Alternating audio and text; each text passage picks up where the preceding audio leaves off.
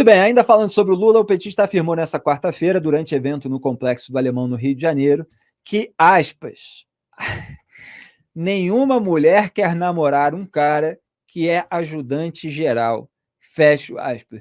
Não é brincadeira, não.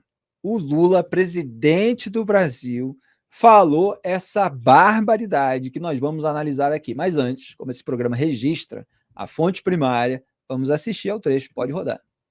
Há 2 séculos atrás, tinha que cortar cana, ou tinha que ser escravo, tinha que trabalhar para o senhor de engenho. Depois veio a política industrial, veio, sabe, primeiro a agricultura, sabe, a grande profissão era carpinador de café, era colher café com a mão. Depois veio o corte de cana com máquina, e agora trabalhar em fábrica. Mas em fábrica a gente sabe que a gente tem que ter uma profissão. Se a gente não tiver profissão, a gente vai ser ajudante geral, e ajudante geral não ganha nada. Nenhuma mulher quer namorar com um cara que mostra a carteira profissional. Qual é a tua profissão? Ajudante geral. A mulher fala, pô, cara, nenhuma profissão você tem para levar o feijão, o arroz para casa no final do mês. E as crianças que vão nascer, como é que a gente vai cuidar? Então tem que estudar. Quer dizer, o Lula trata as mulheres como interesseiras e oportunistas, como se todas escolhessem namorados por deslumbramento com poder e dinheiro. É ressentimento de quem não tem atributos mais elevados do que esses. Então eu chamei na rede social de preconceito do bem, misoginia democrática, machismo do amor. É o duplo padrão que a gente vê quando frases como essa são ditas por pessoas à direita e por pessoas à esquerda. Às vezes, são frases muito mais amenas, mas que geram a pior interpretação possível, ou às vezes até impossível, quando são ditas por alguém do campo da direita, e, portanto, geram um repúdio enorme. Mas quando são ditas pelo Lula ou por qualquer esquerdista, aí não se fala nada. Então não se tem um critério comum para julgar as pessoas. Não importa o que as pessoas dizem, importa quem diz. Né? Esse é o raciocínio dessas pessoas para essas circunstâncias. É uma barbaridade. É óbvio que muita gente nas redes sociais, e a gente vai tentar evitar isso aqui, está tentando aplicar à Janja aquilo que o Lula está falando sobre outras mulheres.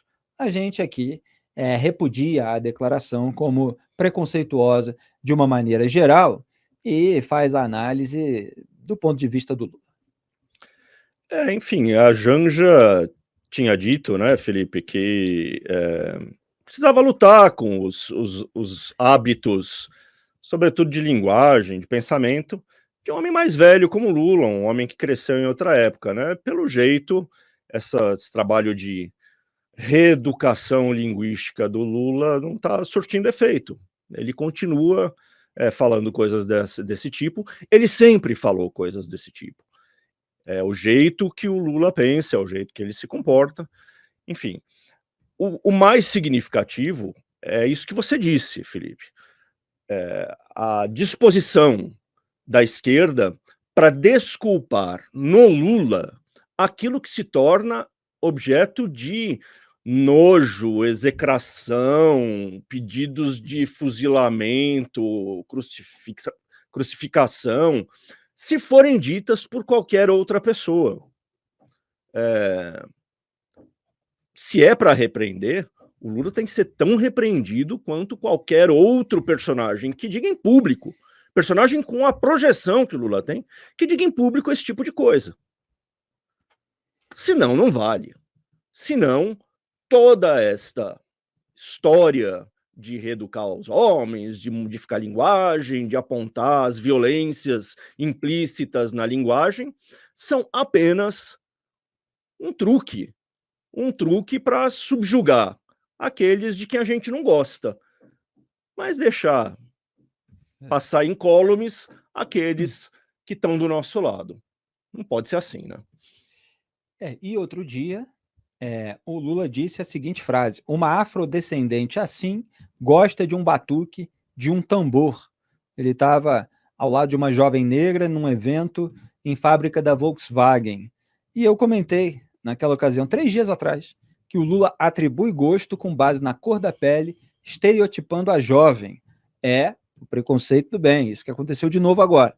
As pessoas podem gostar ou não de batuque e tambor, eu, Felipe, adoro, como sabem os meus seguidores há muito tempo, mas o Lula não concebe que negros são indivíduos, cada um com a sua singularidade. Então também questionei se haveria repúdio na TV, não houve, e imagine se fosse outro. Imagine se fosse aí uma liderança à direita, imagine se fosse o Jair Bolsonaro. Jair Bolsonaro fala um monte de barbaridade também. Acontece que os critérios que são usados para analisar as barbaridades ditas pelo Bolsonaro têm que ser os mesmos para analisar de quem quer que seja, inclusive o Lula. E a gente não vê o mesmo nível de indignação. Então o Lula vai dando novas amostras do velho machismo dele, do velho preconceito que ele tem enraizado, enquanto as pessoas o idolatram por bravatas,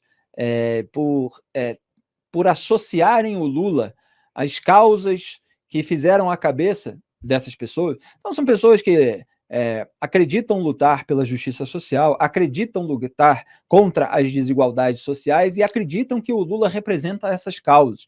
Logo, o Lula seria o representante do grupo do bem contra o grupo das elites malvadas. A gente tem visto que o lulismo está junto das elites malvadas, né? As elites corruptas, elas estão aí sendo assessoradas pelos partidos satélite, inclusive, para aliviar as suas multas depois de confessarem esquemas de suborno, né? Então, o Lula ele tem reforçado aí essa natureza dele. Essa é a natureza do Lula. Ele é essa figura preconceituosa mesmo, que fala o que dá na telha porque se sente blindado e onipotente, Greg. É isso, Felipe. O velho uso de padrões diferentes para lidar com o mesmo problema, dependendo da pessoa, certo? Se eu gosto da pessoa, eu alivio. Se eu não gosto da pessoa, eu massacro. O Lula é aliviado. Todos os outros que são vistos com nojinho pela esquerda são massacrados, né? Pois é, e o petista também disse que o rico gosta de dizer que está devendo ao falar sobre empréstimos do BNDES, resgatando seu velho discurso da luta de classes. É o que o Lula sempre faz, é jogar pobre contra rico, fingindo que ele está do lado dos pobres, quando, como a gente tem visto, ele está do lado dos ricos, e da ala podre, né, da elite brasileira, que já está voltando a estabelecer negócios com o governo federal sob seu comando. Vamos assistir a esse trecho também. O Estado tem obrigação de garantir oportunidade para que todas as pessoas possam vencer na vida. Esse é o papel do Estado. Não é atender, sabe, os megas empresários que cada vez que vão na presidência só querem saber de pedir bilhões e bilhões e bilhões e bilhões e bilhões. Pega a dívida ativa brasileira. Você vai encontrar quase 2 trilhões de dívida. Veja se os pobres têm dívida. Não tem. Porque o pobre é o seguinte, quando ele compra o pão e o leite fiado e ele não pode pagar, ele passa de passar na frente da padaria. Ele tem medo de ser chamado de que está devendo. O rico não. O rico gosta de dizer que está devendo. Para ele é uma coisa charmosa dizer, eu peguei 5 bilhões no BNDES, juro de longo prazo, 5 anos de carência e vou pagar em 15 anos. Não é assim, Eduardo? O pobre não. O pobre a gente empresta um crédito consignado, R$500, R$1.000, para o cara sobreviver, e ele vai sobrevivendo. Está aí o presidente em cujo governo a Odebrecht faturou bilhões de reais do BNDES, inclusive para tocar obras em ditaduras amigas, na Venezuela e em Cuba. Vamos lembrar aqui das obras da Odebrecht, do metrô de Caracas e da ponte sobre um rio venezuelano e do porto de Mariel, em Cuba. O Lula está dizendo que o rico gosta de dizer que está devendo. As ditaduras amigas ficaram devendo aos brasileiros. Elas usufruíram essas engenharias, essas obras financiadas pelo BNDES e não pagaram. Até hoje o BNDES é credor, os brasileiros são credores, foi dinheiro dos brasileiros usado em ditaduras amigas, e o Lula está fazendo troça com isso.